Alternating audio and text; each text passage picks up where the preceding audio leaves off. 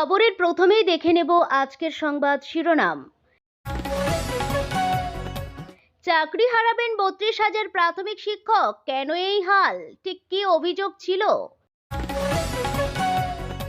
দাতা মমতার ডাটা অভিষেক, ভোটের আগে পেশাদার মোড়কে দেওয়া নেওয়ার আখ্যান লিখছে শাসক তৃণমূল।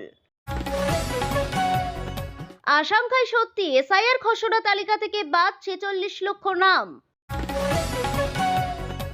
আদালতের নির্দেশের পরেও কেন আটকে ১০০ দিনের কাজের টাকা, সংসদে জবাব দিলেন কেন্দ্রীয় মন্ত্রী। কটাক্ষ থেকে শুরু হবে দ্বিতীয় ওয়ানডে, না জানলে মিস করবেন। ঘূর্ণিঝড় দিতোয়া শক্তি হারাতেই পারদ পতন বাংলায়, ৬ জেলায় তাপমাত্রা ১২ ডিগ্রির ঘর ছুঁয়েছে। আসছি বিস্তারিত খবরে। চাকরি হারাবেন ৩২,০০০ প্রাথমিক শিক্ষক, কেন এই হাল, ঠিক কি অভিযোগ ছিল, জেনে নিন সবটা। দুর্নীতির চরম শিখরে পৌঁছে গিয়েছে পশ্চিমবঙ্গ। এসএসসির ২৬,০০০-এর পর এবার নজরে ৩২,০০০ প্রাথমিক শিক্ষকের চাকরি। আজ থেকে ঠিক ৮ মাস আগে সুপ্রিম কোর্ট ২০১৬ সালের স্কুল সার্ভিস কমিশনের পুরো প্যানেল বাতিল করেছিল। এবার ৩২,০০০ প্রাথমিক শিক্ষকের চাকরি বাতিল হবে নাকি থাকবে, সেই রায় আজ ঘোষণা করবে কলকাতা হাইকোর্ট। আজ দুপুর ২টোয় এই মামলার রায় ঘোষণা করবে হাইকোর্টের বিচারপতি তপব্রত চক্রবর্তী এবং বিচারপতি ঋতব্রত কুমার মিত্রের ডিভিশন বেঞ্চ। প্রাথমিক নিয়োগের বিজ্ঞপ্তি ২০১৪ সালে প্রকাশ হয়েছিল। তারপর দুবার নিয়োগ প্রক্রিয়ায় হওয়ার পর ৪২,৫০০ জনের বেশি শিক্ষক নিয়োগ করা হয়েছিল। এই নিয়োগ প্রক্রিয়াতে বেনিয়মের অভিযোগ উঠল কলকাতা হাইকোর্টে মামলা হয়। হাইকোর্টের তৎকালীন বিচারপতি অভিজিৎ গঙ্গোপাধ্যায় ২০২৩ সালে ৩২,০০০ শিক্ষককে চাকরিচ্যুত করার নির্দেশ দেন। প্রাথমিক নিয়োগের প্রক্রিয়া নিয়ে মামলাকারীদের অনেক অভিযোগ ওঠে। মামলাকারীরা অভিযোগ করেন ২০১৬ সালের নিয়োগের আইন মানা হয়নি, নিয়োগ প্রক্রিয়ায় সংরক্ষণ বিধি মান্য করা হয়নি, নিয়োগ প্রক্রিয়ায় থার্ড পার্টি এজেন্সি প্যানেল তৈরি করেছিল, কোনো সিলেকশন কমিটি ছিল না, নিয়োগ প্রক্রিয়ায় অ্যাপটিটিউড টেস্ট নেওয়া হয়নি, অ্যাপটিটিউড টেস্টের কোনো গাইডলাইন ছিল না নিয়োগ প্রক্রিয়ায়। মামলাকারীদের অভিযোগ, নিয়োগ প্রক্রিয়ায় অতিরিক্ত নাম্বার দিয়ে চাকরি পাইয়ে দেওয়া হয়, বোর্ডের কাছে কাট অফ মার্কস নিয়ে উপযুক্ত কোনো তথ্য ছিল না, শূন্য পদের অতিরিক্ত নিয়োগ করা হয় এবং যে সমস্ত প্রার্থীদের ন্যূনতম যোগ্যতা নেই তারাই চাকরি পান। গত ১২ই নভেম্বর ডিভিশন বেঞ্চে এই মামলার শুনানি শেষ হলেও ডিভিশন বেঞ্চ রায়দান স্থগিত রেখেছিল। আজ সেই রায় দেবে বিচারপতি তপব্রত চক্রবর্তী এবং বিচারপতি ঋতব্রত কুমার মিত্রের ডিভিশন বেঞ্চ। সবাই সেই রায়ের জন্য অপেক্ষা করে রয়েছে। এরকম অবস্থায় ডিভিশন বেঞ্চ কি রায় দেবে সেটাই এখন দেখার। উল্লেখ্য, এই মামলায় ২০২৩ সালের ১২ই মে ৩২,০০০ প্রশিক্ষণহীন শিক্ষকের চাকরি বাতিল করে বিচারপতি অভিজিৎ গঙ্গোপাধ্যায়ের সিঙ্গেল বেঞ্চ এবং সেই শিক্ষকের পার্শ্ব শিক্ষক হিসাবে কাজ করার নির্দেশ দেয়। নতুন করে সিলেকশন প্রসিডিওরের কথাও বলেছিল সিঙ্গেল বেঞ্চ, যেখানে ২০১৪ সালে টেট পাস করা প্রার্থীরা প্রত্যেক আবেদন করতে পারবেন, শুধু বেছে নেওয়া হবে যোগ্যদের। নির্দেশ দিয়েছিলেন তৎকালীন বিচারপতি অভিজিৎ গঙ্গোপাধ্যায়। পরবর্তীতে এই মামলা শোনেন বিচারপতি তপব্রত চক্রবর্তী ও বিচারপতি ঋতব্রত কুমার মিত্রের ডিভিশন বেঞ্চ। গত ১২ই নভেম্বর ডিভিশন বেঞ্চে মামলা শুনানি শেষ হলেও রায়দান স্থগিত রেখেছিল ডিভিশন বেঞ্চ। অবশেষে আজ সেই রায় ঘোষণা করবেন দুই বিচারপতির বেঞ্চ। সোমবার মহেশতলা থেকে গত ৬-৭টি অর্থবর্ষের তথ্য উল্লেখ করে অভিষেক বোঝাতে চেয়েছিলেন রাজ্য থেকে কেন্দ্রীয় সরকার করের টাকা নিয়ে গেলেও বাংলার প্রাপ্য টাকা দিচ্ছে না। মঙ্গলবার নবান্ন থেকে মমতা বার্তা দিলেন, কেন্দ্র না দিলেও তিনি দিয়ে যাচ্ছেন, যাবেনও। সোমবার ৪:৪৫ মিনিটের বড় অংশ জুড়ে অভিষেক গড় গড় করে তথ্য পরিসংখ্যান বলেছিলেন, ইংরেজি যাকে বলে ডাটা। মঙ্গলবার ১৫ বছরের কাজের খতিয়ান হিসাবে উন্নয়নের পাঁচালী পেশ করতে গিয়ে ৬২ মিনিটে মুখ্যমন্ত্রী মমতাও তথ্য বলেছেন বটে, কিন্তু তার চেয়েও বেশি তুলে ধরেছেন গত দেড় দশকে তাঁর সরকার কি কি করেছে তার খতিয়ান। মহিলা থেকে পরিযায়ী শ্রমিক, ছাত্র, যুব থেকে বৃদ্ধ, কৃষক থেকে তফসিলি জাতিভুক্ত, সংখ্যালঘুদের কি কি দিয়েছে তার নেতৃত্বাধীন সরকার, অর্থাৎ দাতার ভূমিকায় অবতীর্ণ হয়েছেন মুখ্যমন্ত্রী। গত কয়েক বছর ধরে তৃণমূল রাজনৈতিকভাবে বলতে চাইছে কেন্দ্রীয় সরকার মানুষের হাত থেকে সবকিছু কেড়ে নিচ্ছে, পক্ষান্তরে মমতা সেই মানুষের হাতেই সাধ্যমতো দেওয়ার চেষ্টা করছেন।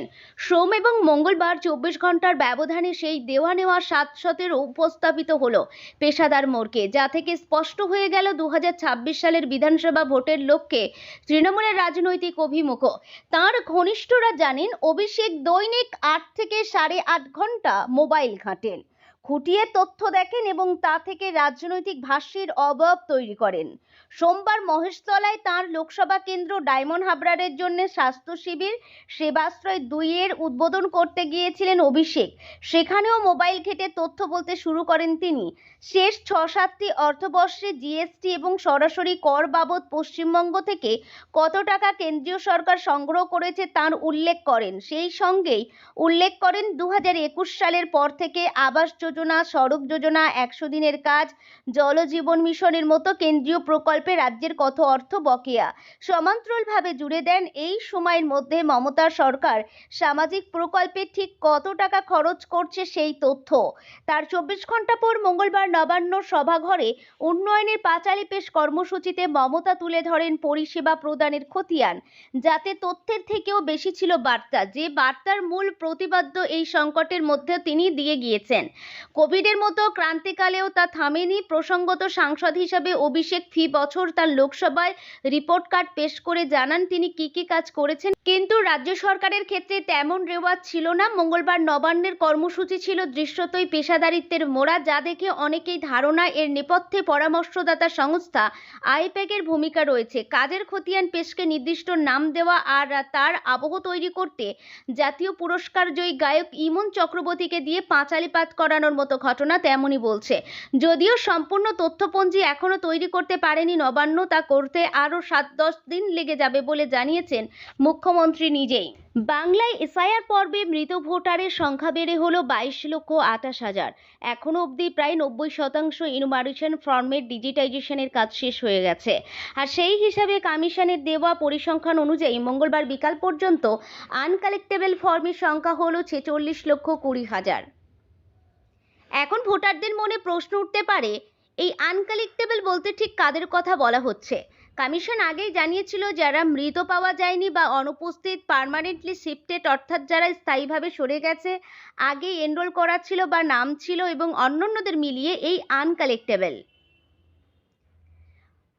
22,28,000 মৃত, নিখোঁজ বা সন্ধান পাওয়া যায়নি 6,41,000, স্থানান্তরিত 16,22,000, দ্বৈত প্রবেশ ডুপ্লিকেট 1,05,000, মোট 46,20,000।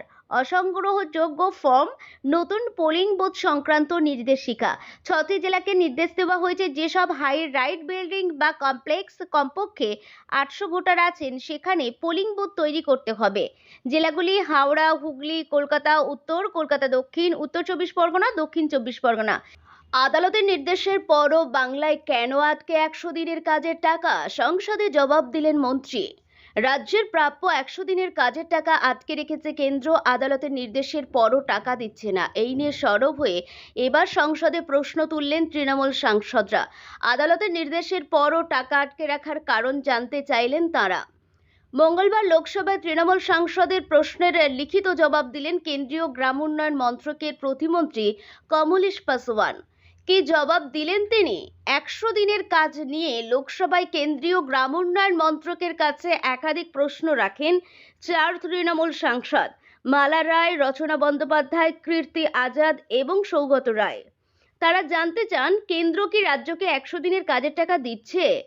পশ্চিমবঙ্গ সহ কোন রাজ্যে কত টাকা বাকি রয়েছে? সুপ্রিম কোর্ট যদি রাজ্যে 100 দিনের কাজ ফের শুরুর নির্দেশ দিয়ে থাকে, তাহলে বকেয়া টাকা কবে দেবে কেন্দ্র? এদিন লোকসভায় তৃণমূল সাংসদের প্রশ্নের লিখিত জবাব দেন কমলেশ পাসওয়ান। সেখানে তিনি জানান হাইকোর্ট বাংলায় 100 দিনের কাজ ফের শুরুর নির্দেশ দিয়েছে। হাইকোর্টে সেই নির্দেশ কিভাবে কার্যকর করা যায় তা খতিয়ে দেখছে গ্রাম উন্নয়ন মন্ত্রক। বাংলায় 100 দিনের টাকা আটকে রাখার কারণ হিসাবে কেন্দ্রীয় প্রতিমন্ত্রী জানান কেন্দ্রীয় গ্রাম উন্নয়ন মন্ত্রকের নির্দেশ পালন করেনি রাজ্য, তাই টাকা আটকে রাখা হয়েছে। Mahatma Gandhi national rural employment guarantee act 2005-এ 27 ধারা অনুসারে এই সিদ্ধান্ত নেওয়া হয়েছে। তিনি জানান 2022 সালের 8 মার্চ হিসাবে অনুসারে 100 দিনের কাজের প্রকল্পে 382.52 কোটি টাকা পাবে পশ্চিমবঙ্গ।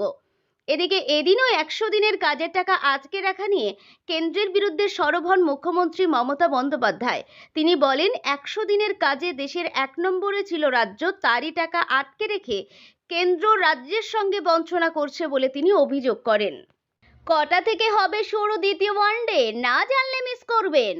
বুধবার দক্ষিণ আফ্রিকার বিরুদ্ধে দ্বিতীয় ওয়ানডে ম্যাচ খেলতে নামছে টিম ইন্ডিয়া। ভারতীয় ক্রিকেট সমর্থকদের আশা, এই ম্যাচে হয়তো ব্যাট হাতে জ্বলে উঠবেন রোহিত শর্মা এবং বিরাট কোহলি। রাঁচিতে আয়োজিত প্রথম ওয়ানডে ম্যাচে ভারত জয়লাভ করেছিল।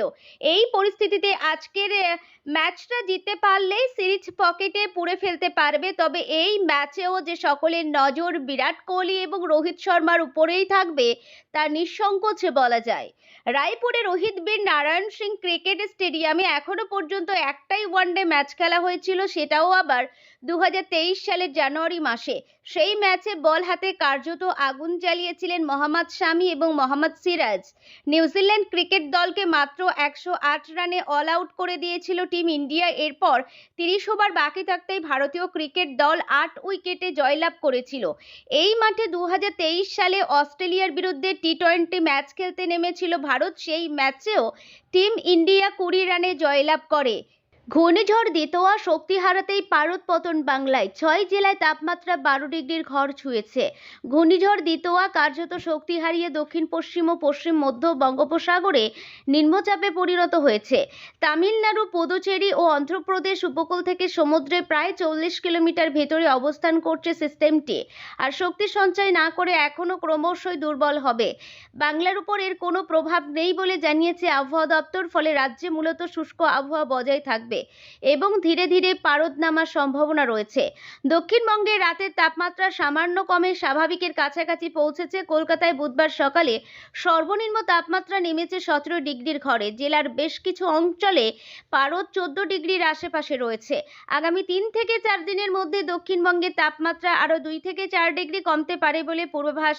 সপ্তাহের শেষে কলকাতার তাপমাত্রা 15 ডিগ্রি সেলসিয়াসে নামতে পারে।